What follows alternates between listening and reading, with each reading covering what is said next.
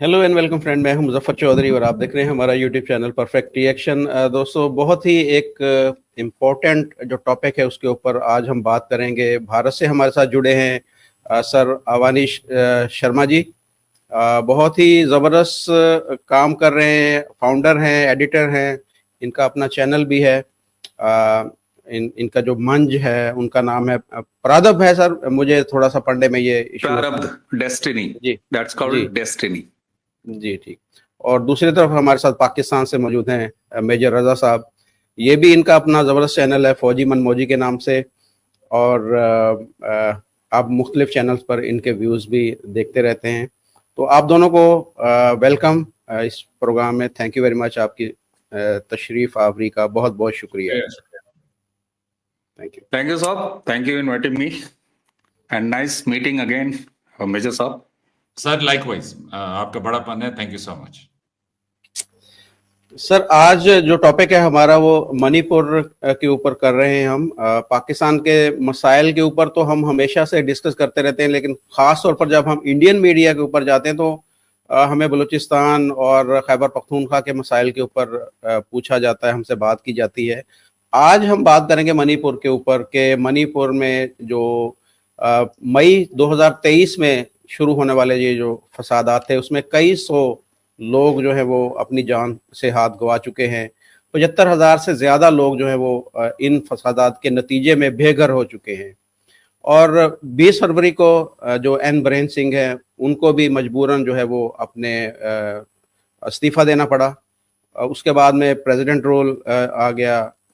अभी हाल ही में जो है आर्म फोर्सेस जो स्पेशल पावर एक्ट है आफ्सपा, उसका भी नफाज हो चुका है वहाँ पर। और ये कानून ऐसा है, ये इसके ऊपर भी हम डिस्कस करेंगे कि जिसमें कोई वारंट की ज़रूरत नहीं है गिरफ्तारी के लिए, सर्च के लिए, गोली चलाने के लिए, और इस कार्रवाई को कहीं चैलेंज भी नहीं किया जा सकता। अच्छा, मैं यहाँ पर जो अवानिश सर इनसे पूछूंगा कि इंडियन मीडिया के ऊपर मैं भी कई दफ़ा जा चुका हूँ और हम अक्सर देखते भी रहते हैं कि बहुत बहुत बड़े जो तजिया निगार है, डिफेंस के एनालिस्ट हैं बहुत बड़े, मेजर गौरव आर्या या इस तरह के और भी बहुत सारे हैं, जो कि पाकिस्तान को मशवरा देते रहते हैं कि भाई पाकिस्तान को बलूचिस्तान में ये करना चाहिए था, पाकिस्तान ने वहाँ पर ये गलती की, पाकिस्तान को खैबर पख्तूनख्वा में ये करना चाहिए था, पाकिस्तान ने ये गलती की, पाकिस्तान को टीटीपी के साथ इस तरीके से बात करनी चाहिए थी, पाकिस्तान को बीएलए के साथ ये काम करना चाहिए था।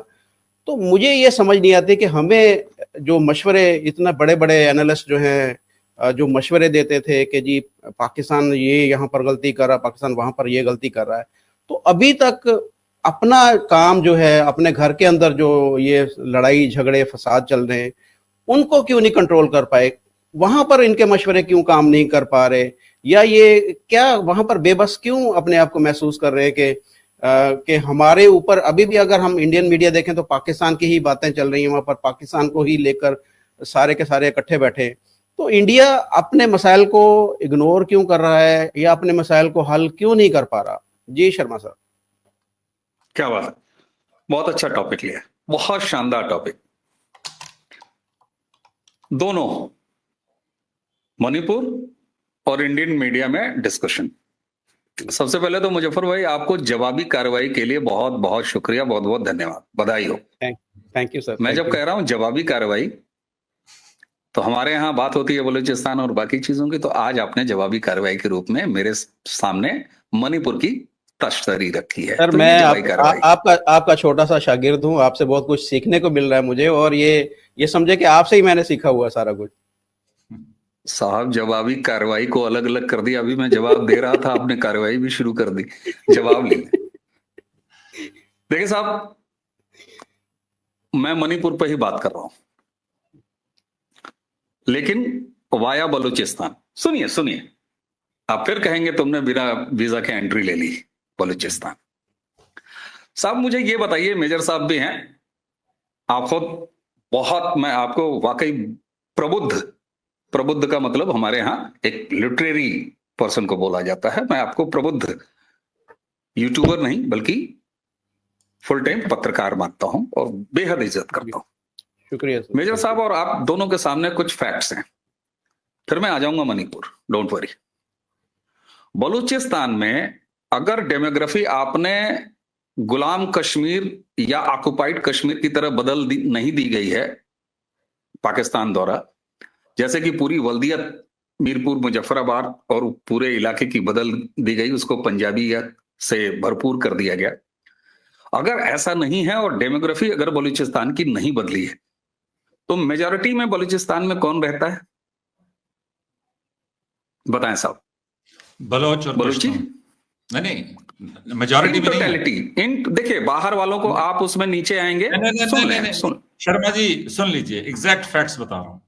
अगर 50% बलोच हैं तो 50% पश्तून है।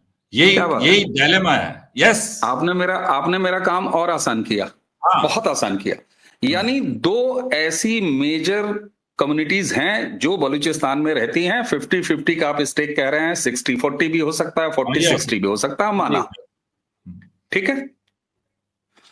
अब वहां पर जो मेजॉरिटी में है, यानी जिनके नाम से बलूचिस्तान जाना जाता है, जो बलूच मेन कल्चर को बिलोंग करते हैं, उनके साथ क्या व्यवहार हो रहा है और उनके साथ किस तरह का वहां पे एक तरह से पार्सलिटी हो रही है। बाकी मैं चीजें कहूंगा, पार्सलिटी जब मैं कहूंगा तो डेवलपमेंट, पार्सलिटी मैं कहूंगा तो उनको इंफ्रास्ट्रक्चर नहीं देना और बाकी चीजें, प्लस ये जितना तशद्दुद उनके साथ आप करते हैं वो। आते हैं अब मणिपुर। बहुत देर नहीं रह रहा हूं, बिना वीजा के गया हूं, पकड़ लिया किसी ने तो क्या करेगा। मैं आ जाता हूं अपने मणिपुर के फैक्चुअल आपको चीजें बताऊं। इसीलिए मैंने मेजर साहब को थैंक यू बोला कि आपने अच्छा किया बता दिया कि वहां दो मेजर कम्युनिटी रहती है। जरा मणिपुर की डेमोग्राफी समझिए। मणिपुर एक हमारा स्टेट है, वो स्टेट आधा हिल है आधा प्लेन है, ठीक है। जैसा कि हर स्टेट हमेशा नहीं होता, लेकिन मणिपुर में एक अच्छा खासा प्लेन है, एक अच्छा खासा हिल एरिया है। जो प्लेन एरिया है वहां पर मेजॉरिटी जो कम्युनिटी रहती है, that's called Meiteis. Meitei Vaishnav Hindu community है, सनातनी कम्युनिटी, राइट। उसके बाद जो हिली एरिया में रहते हैं वो वहां के ट्राइबल्स हैं। एक ट्राइबल नहीं है, कम से कम 1 दर्जन से ज्यादा ट्राइबल रहते हैं। और आपको पता है इंडिया डाइवर्स कंट्री है। अकेले उत्तर प्रदेश, जो कि आबादी के हिसाब से सबसे बड़ा सूबा है, 25 करोड़ की आबादी का है, पूरा पाकिस्तान है भाई साहब, उससे भी बड़ा है, टेढ़ा है। 5वां मुल्क हो जाए अगर हम यूपी वाले हमें चाहिए आजादी झूम के लगा दें और किनारे हो जाए तो। इसलिए डाइवर्सिटी वहां है। अब वहां पर गोरो हैं, वहां पे खासीज हैं, वहां पे कुकीज हैं। अच्छा, जो ट्राइबल्स होते हैं वो उनका एक कल्चर होता है। आप चाहे एक ही ट्राइब के बंदे को अंटार्कटिका रख दो या उसको आप बलूचिस्तान में रख दो, अगर एक ट्राइबल का है तो उनके कल्चर और उनकी रीतियां बहुत सारे सिमिलर होती हैं। यही उनकी कल्चरल आइडेंटिटी की वजह है कि वो एक ट्राइबल्स के रूप में हमेशा मौजूद रहे। अब मणिपुर की प्रॉब्लम क्या है पहले ये समझ लीजिए, फिर मैं आपकी हर बात सुनूंगा। मणिपुर का इशू ये है कि वहां की जो मेजॉरिटी है, लगभग जो 50+ % है मैतेईज का, उनको स्पेशल स्टेटस नहीं मिला। दूसरा, उनको प्लेन्स के ऊपर जो हिली एरिया है वहां they cannot purchase lands, they cannot have infrastructure over there, they can't do their jobs over there. पहली चीज तो ये है। यानी जो मेजर कम्युनिटी है उसके ऊपर जो ट्राइबल्स हैं, चूंकि हमारे यहां ट्राइबल्स प्रोटेक्टेड हैं, हम किसी को इस हालत में नहीं लाते। हमारे भारत की मानसिकता ये नहीं है कि 10-12% हिंदू हो उनको 1.5 कर दो। हम अपने एक भी ट्राइबल्स अगर है तो उसको बचाते हैं, उसके लिए स्पेशल गाइडलाइंस हैं, उनको हम प्रायोरिटी देते हैं। और साल दर साल ये प्रायोरिटीज देने की वजह से हुआ क्या कि वहां का जो डोमिनेंट सोसाइटी है, जो मैतेईज हैं, उनको वो अधिकार नहीं मिले, लैंड में नहीं मिले, जॉब्स में नहीं मिले, एक्सेस में नहीं मिले। इस वजह से dissatisfaction with in the community हुआ। अब ध्यान दीजिएगा, एस्टेब्लिशमेंट के साथ नहीं हुआ। Don't compare the Manipur with any shorts of Balochistan happening. I'm sorry to say, and I'll not feel sorry to say, वहां स्टेट के साथ, एस्टेब्लिशमेंट के साथ कोई क्लैश नहीं है। वहां क्लैश कुकीज वर्सेस मैतेईज का है। दो सोसाइटी लड़ रही हैं। एक को एससी स्टेटस माना जाता है हमारे यहां, जिसको शूद्रा शूद्रा शूद्रा बहुत करते हैं, और सुप्रीम कोर्ट ने वो स्टेटस दिया है। और भारत की सरकार, भारत का समाज, भारत की पूरी आवाम अपने एक मेजर साहब के लैंग्वेज में सो कॉल्ड शूद्रास, उनको स्पेशल स्टेटस एससी का, शेड्यूल्ड कास्ट का दिलवाने के लिए सुप्रीम कोर्ट के गाइडलाइन के बाद उनको शेड्यूल्ड ट्राइब घोषित कर दिया गया। और उनको यह कहा गया सुप्रीम कोर्ट के आदेश के बाद, ऑर्डर के बाद, कि उनका एक्सेस पूरे एरिया में है। बट नेचुरल है कि जो कुकीज और जो ट्राइब्स हिली एरियाज में हैं, उनको लगा कि अरे ये तो हमारे अंदर अब आएंगे, उनको ये बर्दाश्त नहीं हुआ। तो क्लैशेस किसमें शुरू हुए? विद इन दी सोसाइटी, जनता के अंदर। वहां मिलिट्री के साथ नहीं हुआ, वहां भारत सरकार के साथ कोई नहीं लड़ रहा है। अच्छा, अब आप कहेंगे फिर वो पत्थर, वहां पर जो है एजिटेशन किसके खिलाफ हो रहा है? वहां पर फिर मिलिट्री या जो हमारी पैरामिलिट्री फोर्सेस है वो क्या कर रही हैं? अरे साहब ये बता दो, आप जनता के बीच में दो गुटों में लड़ाई होगी, पुलिस वाला जाएगा नहीं जाएगा या छोड़ देगा उसको? अब वहां पे क्लैशेस शुरू हुए। अच्छा, वहां एक प्रॉब्लम और है। मैं बड़ी ईमानदारी से, मैं जानबूझ के ये नहीं कि अरे मैं इंडिया वाला हूं यार सब छुपा जाओ, नहीं साहब, हम जरा पड़ोसियों से ये कम सीखते हैं, नहीं सीखते। अब वहां पर इशू क्या है एक और, वहां ड्रग्स का इशू है। आपको पता है कि म्यांमार का बॉर्डर उस एरिया से लगता है। आपको पता है कि चाइनीज एक जो पूरा है वो भी उधर आपकी तरफ से भी आता है। ये सारी चीजें जो आती हैं वहां, चूंकि कुकीज उसमें हावी हैं, हिलीज एरिया है, ट्राइबल्स के नाम पर उनका स्पेशल स्टेटस है, they don't want to be disturbed. तो ये डिससेटिस्फैक्शन और कल्चरल इशू था मैतेईज और कुकीज के अंदर। मणिपुर के दोनों रहने वाले हैं, मणिपुर दोनों की धरती है, भारत से उनको कोई शिकायत नहीं है, अपने स्टेट से उनको कोई शिकायत नहीं है, ना अपने मिलिट्री ना अपने एस्टेब्लिशमेंट को उनको कोई शिकायत नहीं है। दंगे फसादात एक दूसरे के राइट्स को लेके कहीं भी होते हैं, मणिपुर इसी तरह की प्रॉब्लम का नाम है। मैंने प्रॉब्लम खुद मणिपुर को कहा, इसलिए आप कृपया ये ना बताइएगा कि अरे मणिपुर में आपने कहा कि सब कुछ सामान्य नहीं है। अब आते हैं कि मणिपुर का क्या हो रहा है। ठीक है, आपने कई सारे फिगर्स मुझे बताई, इतने हलाक हो गए, इतने सारे लोग जो है घर छोड़ के भाग गए। मुझे समझ में नहीं आता कितने सारे लोग कहाँ घर छोड़ के भाग जाते हैं। हमारे यहाँ तो प्रॉब्लम ये है कि बांग्लादेशी और रोहिंग्या, ये इंडियन मीडिया से मैंने लिए, ये जो फिगर लिए मैंने इंडियन मीडिया से लिए। अच्छी बात है, अच्छी बात है, अच्छी बात है, कोई बात नहीं है। एक चीज अब आते हैं कि वहां अब इस समय हो क्या रहा है। इंडिया ने अपने मणिपुर को संभालने के लिए किया क्या है, अब तक किया क्या है उन्होंने? आपने अभी जिक्र किया कि वहां के इलेक्टेड चीफ मिनिस्टर, और वजह की बात आपको पता है? इलेक्टेड चीफ मिनिस्टर मणिपुर में किस पार्टी से थे? उसी पार्टी से थे जिस पार्टी से नरेंद्र मोदी जी आते हैं। उनको हटाया किसने? नरेंद्र मोदी जी नहीं हटाया। यहां तो एक सरकार के लिए लोग मरे चले जाते हैं साहब, और हमारे यहां गवर्नमेंट को जैसे ही लगा कि इलेक्टेड चीफ मिनिस्टर जो कि एक डेमोक्रेटिक तरीके से चुन के आए हैं, वो कहीं ना कहीं अनसफिशिएंट हैं इस प्रॉब्लम को हैंडल करने में, उनको हटा दिया। प्रेसिडेंस रूल वहां पर लगा दिया। और वहां पर तैनात किसको किया आपको पता है? गवर्नर ऑफ मणिपुर किसको बनाया? Governor of Manipur mister Bhalla, the retired bureaucrat, जो कि भारत के होम सेक्रेटरी रहे, होम सेक्रेटरी से रिटायर हुए, और स्पेशलिटी उनकी नॉर्थ ईस्ट में है। मोदी गवर्नमेंट ने, हमारी गवर्नमेंट ने भल्ला साहब को वहां पर गवर्नर बनाया। कहां का? मणिपुर का। आपको एक स्टेट का, और आपने मणिपुर खाली बोला साहब, जैसे मैं बलूचिस्तान बोलूं और आप उसमें जो है वो सिंध की प्रॉब्लम जोड़ दें, लेकिन आप ऐसा नहीं करेंगे। आपने सिर्फ मणिपुर का जिक्र किया, मैं मिजोरम जोड़ रहा हूं, बगल में नागालैंड भी है। अभी नागालैंड को आ जाने दीजिए, एक मिनट, एक एक करके बगल में मिजोरम है। मिजोरम का क्या है कि जो ड्रग ट्रैफिकिंग है वो पूरा का पूरा रूट जो है मिजोरम की तरफ से मणिपुर की तरफ आता है। मिजोरम का गवर्नर, एक ही दिन एक ही ऑर्डर से इंडिया में 5 गवर्नर बनाए गए। हमारे आरिफ मोहम्मद खान साहब को भी उसी समय चेंज किया गया, और भल्ला साहब जो हमारे होम सेक्रेटरी थे एक्स, उनको मणिपुर, और हमारे जनरल साहब वीके सिंह साहब को जो हमारे आर्मी चीफ रहे हैं, उनको मिजोरम का गवर्नर बनाया।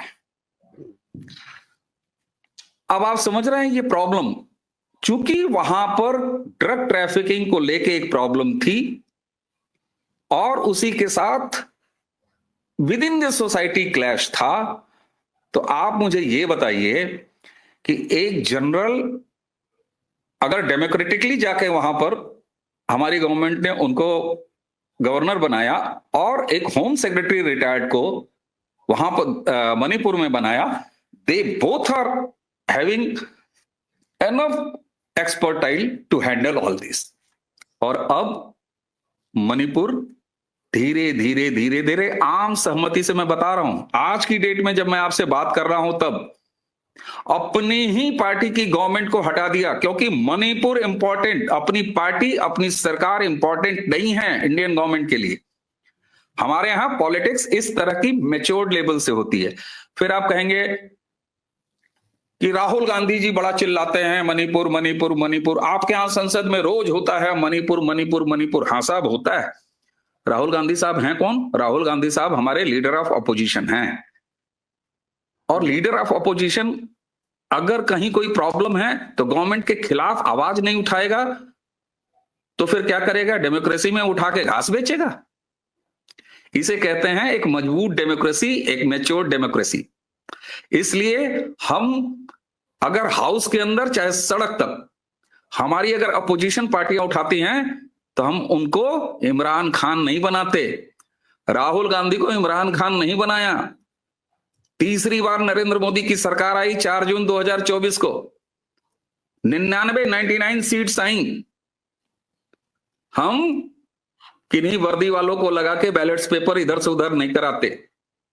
राहुल गांधी जी को डेमोक्रेटिक लेवल पर पूरा हक है, कांग्रेस पार्टी को पूरा हक है, भारत की एक एक अपोजिशन पार्टी को पूरा हक है, और वो लगातार ये आवाजें उठाते रहे, और उसका नतीजा है, मैं अपने अपोजिशन को ज्यादा क्रेडिट देता हूं कि उन्होंने इतनी ज्यादा आवाजें उठाई कि गवर्नमेंट को वहां पर अच्छे से अच्छी कार्रवाई करनी पड़ी, और Manipur is almost towards back to normalcy, क्योंकि वहां कल्चरल क्लैश था। मणिपुर में आवाज ये नहीं उठ रही थी कि हमें चाहिए आजादी, वहां ये था कि मैतेईस को और इनको हमको बराबर बराबर बदलो। एक के साथ इनजस्टिस हो रहा था, और वहां सुप्रीम कोर्ट इन्वॉल्व है साहब, वहां किसी आर्मी वाले की गोली इन्वॉल्व नहीं है। तो ये हमारे यहां इक्वल स्टेटस देने का नाम है मणिपुर का इशू। हमारे यहां एक दूसरे के इंटरेस्ट को प्रोटेक्ट करने का नाम है मणिपुर प्रॉब्लम, अगर आप कहिए। और हमारी प्रॉब्लम जितनी जल्दी डायग्नोज्ड हो और उतनी जल्दी हम उसको सर्जरी से या दवा लेके, चाहे होम्योपैथी, चाहे एलोपैथी, चाहे वैद्य जी की लेके सही कर लें, ये बेहतर है कि अचानक हमको एक दिन बलूचिस्तान की तरह हार्ट अटैक आ जाएगा, ये बेहतर है। तो इसलिए साहब, मणिपुर हमारा अपना प्रॉब्लम है, और हमने मणिपुर और के साथ साथ, आप छोड़िए साहब, आप गए दिखाने के, डॉक्टर साहब हमें सर्दी है, डॉक्टर साहब ने कहा नहीं नहीं सर्दी तो ठीक है, तेरी आंखें भी लाल हो रही हैं, तुझे कंजक्टिवाइटिस भी है। हमें मणिपुर की एक प्रॉब्लम पता चली हमारे गवर्नमेंट को, मणिपुर को तो सॉल्व किया ही किया, मणिपुर का रूट काज कहां से आता है, ज्यादा प्रॉब्लम कहां से आता है, मैंने मिजोरम का नाम लिया, वहां पर उठा के जनरल साहब को बैठा दिया। इसे कहते हैं बीमारी का इलाज करना। इसलिए ये कोई सेपरेटिस्ट मूवमेंट नहीं है, ये भारत से अलहदा होने का मूवमेंट नहीं है, सिस्टम से लड़ाई नहीं है, अपने अपने हक हकूक की लड़ाई है, जिसमें गवर्नमेंट इन्वॉल्व होकर उस इशू को सॉल्व कर रही है। That's it. और उसी के साथ एक चीज और जोड़ रहा हूं, जो अभी मैतेईस मैंने कहा मोर देन 50% है, जो दे आर वैष्णव हिंदूज, सनातनीज, और जो कुकीज और ट्राइबल्स हैं उनमें बहुत अच्छी खासी संख्या में हमारे क्रिश्चियंस भाई हैं। एक क्लैश ये भी था, उसको सॉल्व किया जा रहा है, बजाय इसके कि जो भी क्रिश्चियंस हैं उनकी लड़कियों को उठा के लेके जाओ गुरुद्वारों से या कहीं से और उनको कन्वर्ट कर दो। ये हमारे यहाँ नहीं है। हमारे यहाँ अगर ट्राइबल्स को प्रोटेक्ट किया तो हमारे यहाँ आपसे ज्यादा, आपसे डेढ़ा, आपसे दूना मुस्लिम भी हैं, क्रिश्चियन भी हैं, जूस भी हैं, you name any one civilization जो जिंदा हो इस पूरे गोले पर, वो हमारे यहाँ नहीं हो और उसका इंटरेस्ट प्रोटेक्ट नहीं हो। तो मणिपुर वो प्रॉब्लम का नाम है सर। मणिपुर कोई इंसर्जेंसी की समस्या नहीं है, वहां कोई कम्युनल क्लैश भी नहीं है, वहां इक्वलिटी के लिए लड़ रहे हैं। एक सोसाइटी जो कम है नंबर्स में उसको ज्यादा मिला हुआ था, एक सोसाइटी जो ज्यादा है नंबर्स में उसको कम मिला हुआ था। बाय सुप्रीम कोर्ट ऑर्डर ये सारी चीजें वहां इंप्लीमेंट की गवर्नमेंट ने, और जैसे ही इंप्लीमेंट किया तो बट नेचुरल, आप किसी भी बने बनाए सिस्टम को तोड़िएगा तो जो वहां पर फायदा उठा रहा होगा उसको बुरा लगेगा। और हमारे कुकीज और ट्राइबल्स आए और उसके बाद कुछ दिन क्लैशेस हुए, नो डाउट क्लैशेस हुए, बिल्कुल हुए साहब, लेकिन अब वो दोनों चीजें नॉर्मलसी की तरफ आ रही हैं। तो हम मणिपुर को सिर्फ मणिपुर तक ही नहीं दबाते, हम मिजोरम नागालैंड की तरह उसको बृहत्तर और पूरा नॉर्थ ईस्ट की तरह उसको डील कर रहे हैं। वहां इंफ्रास्ट्रक्चर दे रहे हैं साहब। भूखों मारने के बाद लाठियां नहीं मारते, भूखों मारने के बाद लाठियां नहीं मारते, 24 में 22 घंटे बिजली काट के किसी को लाठियां नहीं मारते। आप नॉर्थ ईस्ट के स्टेटस को पता करिए, वहां के इंफ्रास्ट्रक्चर को पता करिए। गूगल का जमाना है साहब, आपको भी दिख जाएगा, हमको भी दिख जाएगा। अगर आपके यहाँ मामला कुछ बैन है तो इनकॉग्निटो विंडोज में जाके या वीपीएन के थ्रू देख लीजिएगा, आपको सारी चीजें दिख जाएंगी। जी मेजर साहब, बहुत ही लंबी बात की है शर्मा सर ने, और जो इन्होंने एंड निकाला है, इसका हल निकाला, वो यही कि कल्चरल क्लैश ये कह रहे हैं। जबकि पाकिस्तान के अंदर हमारा मीडिया भी या जो भी चीज़ें हम देखते हैं, हम उसको यही कहते हैं कि भारत से आज़ादी की तहरीकें वहाँ पर चल रही हैं मुख्तलिफ।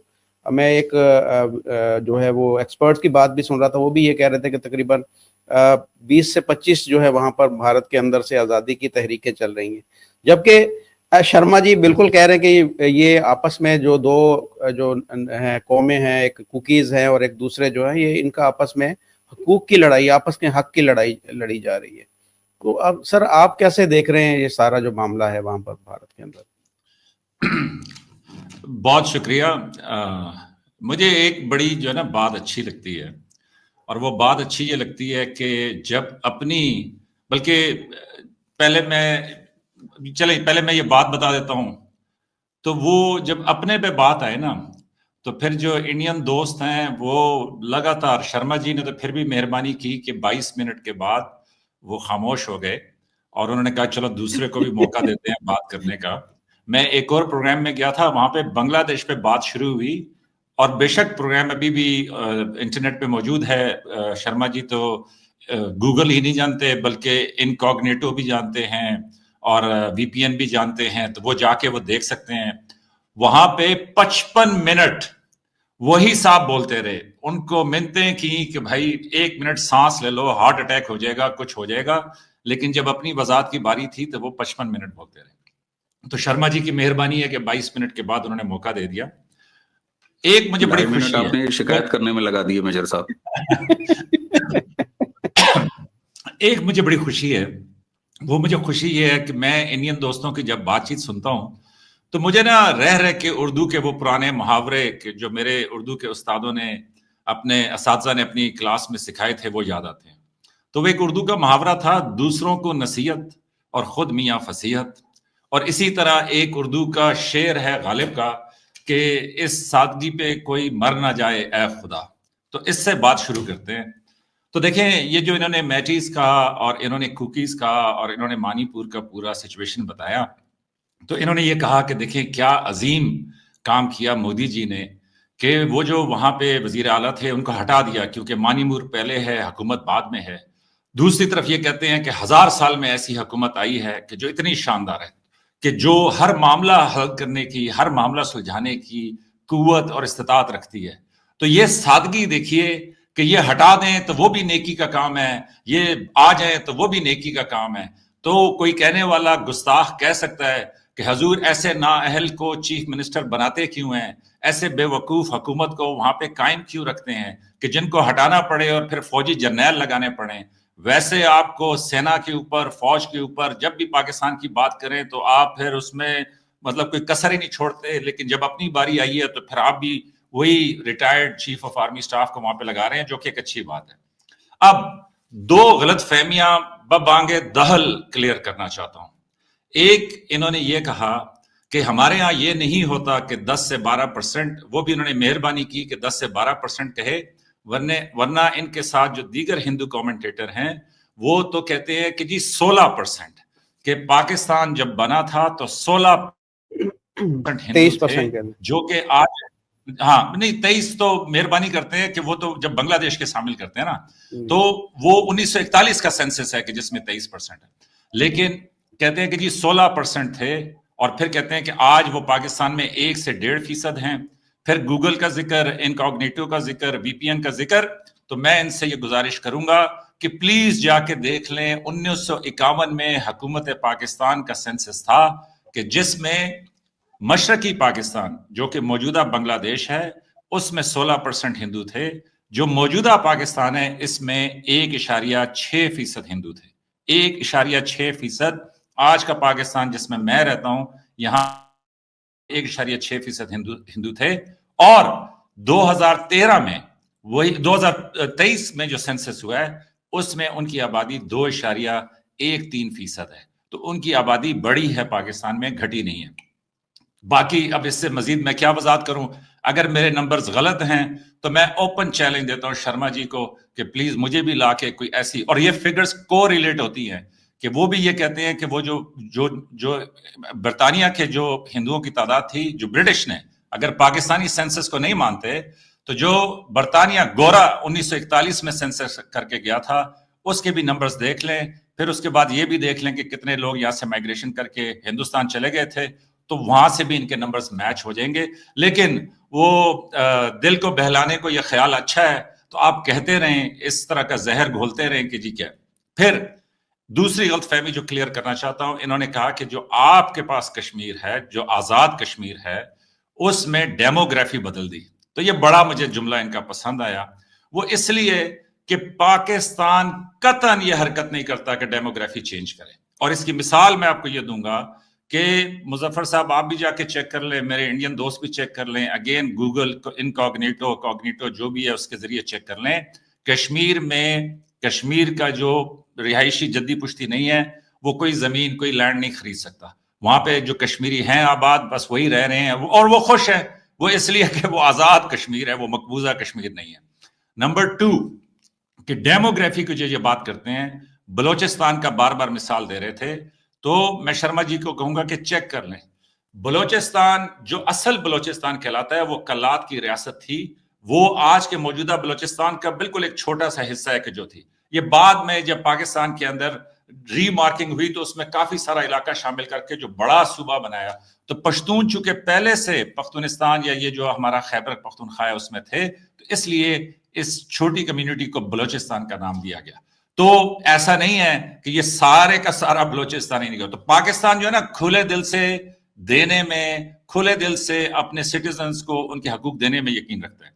अब आ जाते हैं ये जो इशू आपने उठाया मणिपुर का, नागालैंड का, मिजोरम का, ये जो 7 सिस्टर स्टेट्स कहलाती है। तो देखें चौधरी साहब, कुदरत का भी एक कमाल है। कमाल ये है कि अगर एक ही को सारी कुवत मिल जाती तो वो बाकी सबको खा जाता। आप इंडिया का नक्शा देखें, हम मगरिब में हैं इंडिया के, जो आज का मौजूदा पाकिस्तान है, और बांग्लादेश इंडिया के मशरिक में था, और हमारे बीच में इंडिया था, और इन्होंने सबसे बड़ी मुसलमान रियासत के 2 टुकड़े कर दिए। उसमें इन्होंने अपना जो घिनौना किरदार अदा किया वो आप भी जानते हैं, मैं भी जानता हूं, सब कुछ। लेकिन कुदरत का कमाल देखें कि बांग्लादेश आज वहीं पहुंच गया है कि जहां पे पाकिस्तान आज से 78 साल पहले उनको कह रहा था कि जनाब यहीं पे खड़े रहे। तो बांग्लादेश अब चूंकि एक स्टेटमेंट दी है डॉक्टर यूनुस ने चाइना में जाके कि जी इंडिया की जो 7 नॉर्थ ईस्ट इंडिया जो है, जो इनकी 7 स्टेट्स हैं, they are locked by Bangladesh. तो बे ऑफ बंगाल में जिसने जाना है, बांग्लादेश से गुजर के जाना है। इन्होंने बांग्लादेश का पानी रोका हुआ है, उस पर डैम बनाए हुए हैं, उसके ऊपर ये उनको वो क्या उसको कहते हैं पंजाबी में, ठट्ठे लगाते हैं। ये उनसे कहते हैं कि हमें रास्ता दोगे बे ऑफ बंगाल का तो फिर बात करना कि तुम्हें पानी मिलेगा या नहीं मिलेगा। हालांकि पूरी दुनिया में ये एस्टैब्लिश कानून है कि एक अपर रिवेरियन है, एक नीचे है, तो जो नीचे वाला है उसका भी पानी पे उतना ही हक है कि जितना ऊपर वाले का है। आप ऐसा नहीं कर सकते कि उसका पानी रोक लें। तो यस, ये बोलते बहुत अच्छा है कि वो असल में दो ट्राइब्स हैं, एक पहाड़ों में रहते हैं, एक नीचे रहते हैं, उनकी आपस में गुत्थम गुत्था है, लेकिन आपस में गुत्थम गुत्था ऐसी है कि वहां पे वो इंडिया के झंडे जला रहे हैं, वहां पे वो आजादी के नारे बबांगे दहल लगा रहे हैं, वहां पे 5-5, 10-10 किलोमीटर के जुलूस चल रहे हैं, वहां पे इन्होंने आसाम राइफल्स, बीएसएफ सबको भेजा हुआ है, और उसके बावजूद इनको arm forces special power act वहां पे दोबारा से रीएनैक्ट करना पड़ा है। तो ये तो कुदरत के कारनामे है ना, कि वो जो चिकन नेक कहते हैं उसको, तो वो 14 मील की जो चिकन नेक है उसके ऊपर अब ये घबरा रहे हैं कि बांग्लादेश और देखें इनके, आपने कहा ना कि रिटायर्ड मेजर्स और ये और वो, क्या आप इस तरह के फोरम पे बैठ के ये कह सकते हैं कि यार मुझे बताएं, डॉक्टर का कोई धर्म होता है? डॉक्टर के लिए कोई तमीज होती है कि वो किसको दवा देगा किसको नहीं देगा? उसके लिए तो ये कोई गर्ज नहीं है कि मेरे पास हिंदू आ जाए, मुसलमान, एज लॉन्ग एज, बल्कि वो इंसान के अगर कोई जानवर भी हो तो डॉक्टर एक मसीहा होता है वो उसको। तो इन्होंने जब ये गुस्से में आते हैं ना मेरे हिंदू दोस्त, तो फिर ये किसी को नहीं देखते, और ये फिर बार बार मुझे कह रहे थे कि जनाब ये जो आप मेजर साहब शूदर, भाई मैं लेता हूं नाम, वो इसलिए मैं लेता हूं कि मेरी अकल से बाहर है कि इस दौर में आप अपनी कौम के 25% लोगों को दलित कहें, मेरी ये अकल से बाहर है। मैं ये समझने से कासिर हूं कि 21वीं सदी के अंदर भी ये निजाम चल रहा है। तो बड़ी माजरत, मैं किसी की तौहीन नहीं करना चाहता, आप बेशक चाहें तो मुझे दलित कह लें, लेकिन मैं ये कहता हूं कि मेरी ये समझ से बाहर है, मेरी अपनी नाचीज की समझ से बाहर है।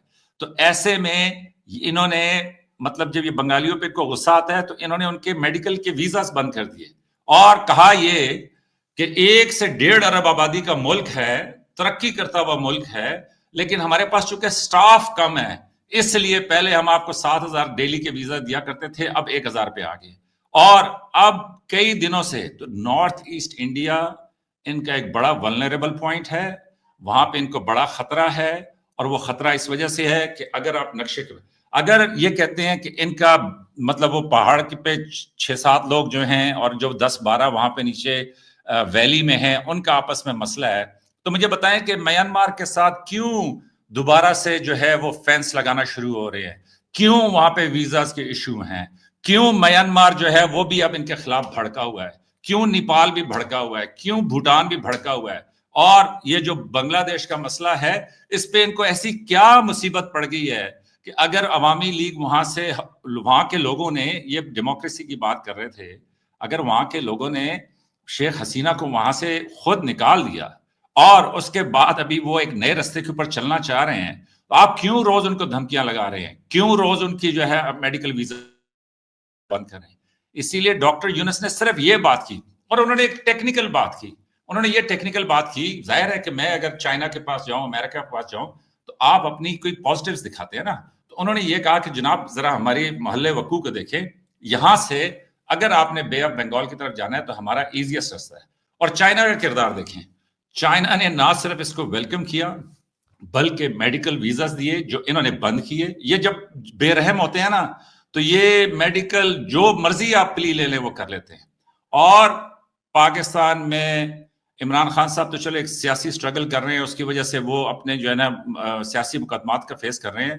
ये अभी आप देख लें तुर्की के अंदर जो है ना उन्होंने अपोजिशन लीडर को डाल दिया, फ्रांस के अंदर देख लें वो लिपेन को जो है ना उन्होंने 5 साल के लिए बैन कर दिया, रोमानिया के अंदर उन्होंने देख लें कि जो जीतने वाला शख्स था उसको उन्होंने बैन कर दिया। तो ये चीजें पॉलिटिकली चलती रहती हैं, लेकिन मैं तो हैरान रह जाता हूं कि वो अब्दुल्ला कि जो इनके पहले चीफ मिनिस्टर, प्राइम मिनिस्टर इन्होंने बनाए थे उसके मकबूजा कश्मीर के, इन्होंने उनको 11 साल कैद में रखा। उसने इनके लिए इतना बड़ा काम किया कि उसने इनको जो कब्जे में इनके पास थोड़ा बहुत कश्मीर है वो उन्होंने उस वक्त वो शख्स उसकी वजह बना, इन्होंने उसको 11 साल कैद में रखा। तो इसलिए प्लीज समझिए, डेमोग्राफी चेंज करना, एथनिक पॉपुलेशन का तनासुब चेंज करना, ये हिंदुस्तान की एक बाकायदा पॉलिसी है। और जब से ये शर्मा जी कह रहे हैं ना, ये जो संघ परिवार और आरएसएस का ये जो हिंदुत्व राज का सारा चल रहा है, तो उसमें ये नए उसके ऊपर चल रहे हैं। एक रियासत रह गई थी पूरे हिंदुस्तान में कि जिसमें मुसलमानों की तादाद ज्यादा थी, वो ये मकबूजा कश्मीर के अंदर 68% थे। उसमें भी इन्होंने ये 370 35A इसीलिए सारा खत्म किया है ताकि वहां पे ये अभी हिंदुओं को वहां पे आबाद करेंगे। और मैं अगले दिन वो कश्मीरी को कह रहा था, मैंने कहा भाई साहब 5-7 साल के बाद मुझसे जरूर बात करना, अगर जिंदा हुए तो मुझे जरूर बताना कि वहां पे तुम्हारी क्या हालत है, तुमने कौन। तो उसने कहा कि नहीं जी मैं तो दिल्ली में जाके, मैंने कहा ये सुहाने ख्वाब देख देख के तुम यहां तक पहुंचे हो कि जी तुम दिल्ली में जाके खरीदोगे और सारा कुछ करोगे। तो मेरे अपने पॉइंट ऑफ व्यू से ये 7 जो सिस्टर स्टेट्स हैं या नॉर्थ ईस्ट इंडिया है उसके ऊपर, और देखें सिर्फ एक बैरी जहाज पाकिस्तान से गया है चिटागोंग, एक जहाज, और इन्होंने वावेला मचा दिया है कि जनाब उसके असले की खेप पहुंच गई है और वो जनाब वहां पे उसको रंगून ले गए हैं, और वो जो DGISI है वो ढाका में ये कर रहा है वो कर रहा है। अभी तो भाई हमने आपकी तरफ तवज्जो भी नहीं की। बहुत सारे लोग ये कहते हैं पाकिस्तान में कि जनाब ये थोड़ी सी जो नजरें हटाई हैं तो आपे से बाहर हो गया है, तो इसलिए वापस इनको थोड़ा सा रखें सेटल, ताकि इनको समझ आए कि भैया इस इलाके में आप भूटान को, म्यांमार को, बाकी किसी को तो लात मुक्के मार के जो करना चाहते हैं कर सकते होंगे, लेकिन पाकिस्तान ना ये बात मानने को तैयार है, ना पाकिस्तान किसी के ऊपर कोई जहरियत या कुछ करता है, लेकिन पाकिस्तान इस तरह की कोई वो हेजेमनी को तस्लीम नहीं करेगा। तो फिर एक इन्होंने साथ बात की थी कि जी ये जो बीमारी का इलाज है ये होम्योपैथिक भी होता है, एलोपैथिक भी होता है, वो सारा कुछ होता है। तो हुजूर अगर ये सारा कुछ आपके यहाँ होता है और आपके लिए ये बड़ा अच्छा है, तो मुझे ये बताएं कि पाकिस्तान जब अपने मसाइल अपने तरीके से हल कर रहा है तो आप कैसे कह रहे हैं कि जी उनके ऊपर लाठियां चल रही हैं? बलोचिस्तान में तो कोई arm forces special power act नहीं है। बलोचिस्तान के अंदर तो वही, वहां पे सूबाई हुकूमत है, वहां पे पुलिस है, वहां पे सब कुछ है, लेकिन वहां पे समझ आती है कि क्यों ये सारा कुछ हो रहा है। इनके यहाँ ये सादा सा मसला है, वो 2-4 बच्चे ने इधर से किया उधर से किया और पूरा जो है ना, क्या कोई, चौधरी साहब मुझे ये बताएं कि क्या कोई फौज, दुनिया की पहली फौज बनी है इंडिया की फौज कि जिसने अपनी ही अवाम के ऊपर मल्टी रॉकेट लॉन्चर सिस्टम से गोले दागे हैं, मतलब उस पर रॉकेट दागे हैं? तो ये आप इसको इतना सादा सा और आसान करके कह दें तो बस ठीक है, इनकी अदा ठहरी। लेकिन ये है कि जो हकीकत है वो ये है कि मणिपुर में और पूरे नॉर्थ ईस्ट इंडिया के अंदर सिर्फ वही नहीं, अब खालिस्तान एक अलहदा इशू है, मकबूजा कश्मीर एक अलहदा इशू है, फिर उसके बाद वहां पे जो मुसलमानों के साथ दीगर रियासतों में हो रहा है वो एक अलहदा इशू है।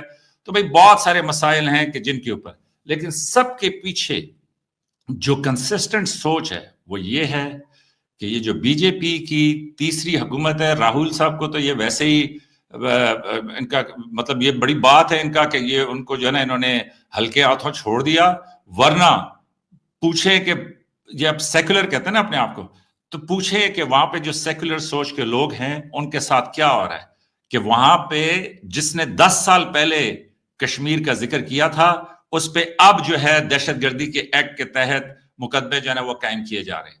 तो मतलब अब क्या कहें कि जी आप कहें तो कि अदा ठहरी, हम कहें तो फिर वो गलती या गुस्ताखी हो जाएगी। तो मैं शर्मा जी को क्या कहूं कि इसके ऊपर अभी ये जितना सादा करके पेश कर दें बस इनकी हुस्न अदा है तो हम खामोशी से सुन सकते हैं और क्या कह सकते हैं। जी शर्मा सर, आपने मेजर साहब की डिटेल से सारी बातें सुनी, उन्होंने हर चीज आपकी जो हर बात का जवाब भी दिया और वापस जो बाल है आपकी कोर्ट में फेंकी उन्होंने। ये सारे जितने भी प्रॉब्लम थे आपने गिनवाए थे वो कह रहे कि आपके वो प्रॉब्लम तो है ही हैं, साथ में आपके जो दीगर ममालिक से जो रवाबत है, ख़ास तौर पर बांग्लादेश की बात है और म्यांमार की बात, भूटान, नेपाल और मालदीव, ये सब के साथ आपके जो तल्लुकात हैं वो ख़राब हैं। पाकिस्तान को तो क्रिटिसाइज किया जाता है कि पाकिस्तान अफगानिस्तान के साथ अच्छे रिलेशन नहीं बना पा रहा, पाकिस्तान इंडिया के साथ भी नहीं अच्छे बना पा रहा, ईरान के साथ भी नहीं। तो मेजर साहब की बकौल तो भारत के जितने भी हमसाए हैं सबके साथ वो रिलेशन अच्छे नहीं है और भारत उनके ऊपर अपनी धौंस जमाना चाह रहा है, जिस तरीके से बता रहे हैं मेजर साहब। जी यूं तो सवाल लंबा हो जाएगा, शर्मा जी से पूछे बांग्लादेश में क्या मसला है। जी चले सिर्फ बांग्लादेश के ऊपर आ जाते हैं। अच्छा, बांग्लादेश पे आ जाते हैं, क्योंकि बच्चा है हमारा, हमने पैदा किया है उस पर। अच्छा किया, बच्चे की तरफ ले चल रहे हैं आप।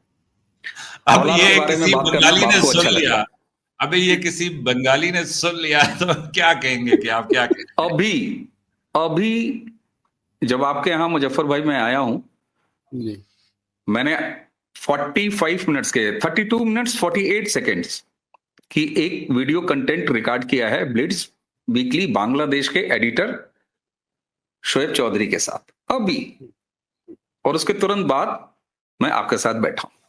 हमारे चैनल पर ये वीडियो कल दिन में 11 बजे का जो स्लॉट है उसमें जाएगा। तो किसी बांग्लादेशी ने सुन लिया, ये इसका जवाब था। और बाप हैं, और सुनिए, बाप तो इंडिया पाकिस्तान का भी है, जेनेटिक बाप है साहब, वो दबंगई वाला नहीं, दबंगई वाला नहीं, जेनेटिक डीएनए कराइएगा, इंडियन डीएनए निकलेगा। पाकिस्तान एज ए कंट्री मैंने बड़े इत्मीनान से सुना है। नहीं, मैं सॉरी आपकी बात समझने क्लैरिफिकेशन चाहता हूं। आपने डबल गई कहा, कौन सा कहा दूसरे वाला? दबंगई, दबंगई मतलब दबंग बाय फोर्स। अच्छा ठीक है, वो वाला नहीं कि ओए सुन, दबंग मूवी है ना वो सलमान खान वाली, वो दबंग समझ आ गई। मैंने क्लैरिफिकेशन चाहिए थी, आपको इंटरप्ट नहीं करना। भाईजान की मूवी हुड़ हुड़ दबंग है ना, तो जेनेटिकली हैं। पाकिस्तान एज ए कंट्री अगर डीएनए आप कराएंगे तो सन ऑफ इंडिया ये लिख के डॉक्टर आपको देगा। यही बांग्लादेश के साथ, तो हम बाप तो हैं, दोनों के बाप हैं। और एक चीज और, आपने ये जो पूरी चीज हमको समझाने का कोशिश किया ना मेजर साहब ने अभी, कि साहब वो कलात और वो नवाब आप कलात और इनका उनका और वो छोटा सा एरिया, साहब हिस्ट्री हम वही पढ़ते हैं जिसको पढ़ना बंटवारे के बाद पाकिस्तान ने छोड़ दिया। यानी हमारी हिस्ट्री तब से शुरू होती है।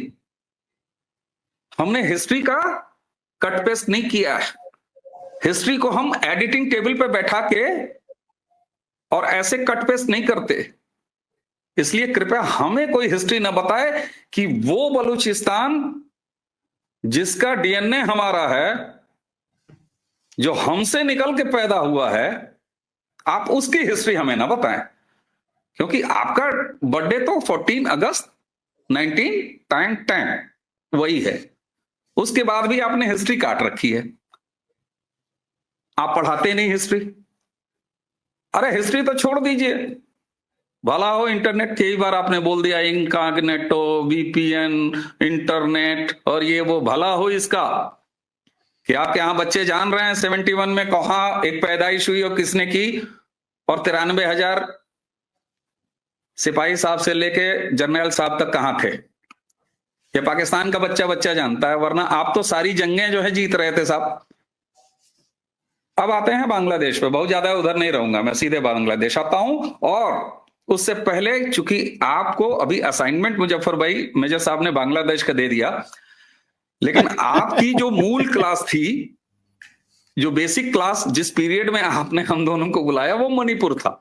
और आप सोचिए, आपके हिसाब से मुझे मणिपुर पे बात करने से जी चुराना चाहिए, लेकिन नहीं, मैं अपने टीचर के दिए हुए उसी असाइनमेंट पे रहूंगा। मुजफ्फर चौधरी ने मुझे बुलाया है मणिपुर पे, बांग्लादेश में तो मैं ऐसे ही बात कर लूंगा, बच्चा है अपना, अभी बात करता हूं, मैं मणिपुर पे आता हूं। सही। मेजर साहब ने एक बात कही, मेजर साहब ने ये कहा कि आर्टिकल 370 हटा दिया इन्होंने, कश्मीर में बर्बाद कर दिया, कश्मीर हिंदू बसा देंगे, और 35 कैपिटल ए का भी नाम इन्होंने लिया। 35 कैपिटल ए में एक प्रोविजन था जो इस बात को इंश्योर करता था कि अगर कोई हलाल खोर है, अगर कोई शूद्रा है, अकॉर्डिंग टू मेजर साहब, शूद्र कम्युनिटी जो झाड़ू लगाती है, जो सफाई का काम करती है, जो मेहतर आपके यहां कहा जाता है, जो हलाल खोर कहा जाता है, वो कम्युनिटी अगर है तो तो उसको हक नहीं है कि वो एक सफाई वाले के अलावा भी पढ़ लिख के कुछ और बन सकता है। मेजर साहब, आपका प्रिय विषय जिसको आप सबसे पसंद करते हैं, शूद्रा, द कल्याण ऑफ शूद्रा, अभी आप इमोशनल हो गए थे कि कैसे ऐसा हो सकता है 25% आबादी को कोई ऐसे अछूत बना के और शूद्रा बना के रखा। 35 कैपिटल ए जम्मू कश्मीर से जिसको हमने अबॉलिश किया है, उसमें यह प्रोविजन था कि एक शूद्रा का लड़का अगर गलती से वो सफाई कर्मी है तो उसको ये हक नहीं है कि वो पढ़ के इंजीनियर बन सके, वो पढ़ के डॉक्टर बन सके, वो पढ़ के मिलिट्री बन सके।